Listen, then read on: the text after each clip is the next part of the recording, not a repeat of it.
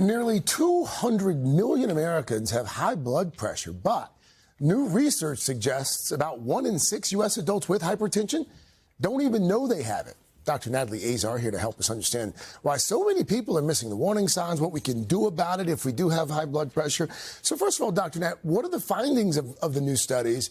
And why does it seem that so many people are walking around with high blood pressure and don't even know it? Oh, that's right. So this was an interesting one. This study was looking at changes in awareness of high blood pressure over a 10-year period. Okay. And as you said, the top line is that over all age groups, and they studied people from the ages of 20 and up, from across all ages, 1 in 6 people were unaware that they had high blood pressure. But there were 2 data points that I thought were particularly interesting, and that is that people who were between the ages of 20 to 44, so under the age of 45, that number increased to 1 in 3 were unaware. And the percentage of women who were unaware rose. It should be noted that the percentage of men who were unaware did not change, but men as a whole were more unaware than women were.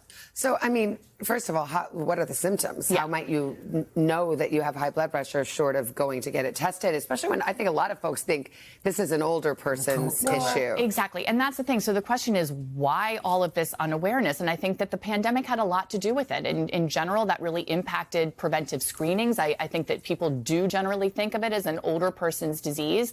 And if you have mild to moderate high blood pressure, you may not have any symptoms. It's only when the blood pressure gets higher that you may start to have dizziness, headache, other symptoms that will actually. But it's risky to have it. Yeah. It's very risky to have it, of course. It increases the risk of heart attack and stroke down the line. So it's definitely very eye-opening that so many people are walking around unaware. And by the way, people were also unaware of diabetes and high cholesterol, but there was this change in awareness that was really highlighted from this particular study. This may seem like a silly question, but wouldn't it seem as if you're going to the doctor on a regular basis, getting your annual checkup, you find out about all of these things? And that is exactly right. And so, the take-home message here is that you need to be getting your blood pressure screened, and you can do that with a yearly visit to the doctor. And of course, we just have to reinforce that high blood pressure is, of course, very treatable. Yep. Low salt diet, exercise, taking your medications as prescribed, monitoring your blood pressure at home is key here. Dr. Natalie, thank you. Thank you so much. And by the way, you can learn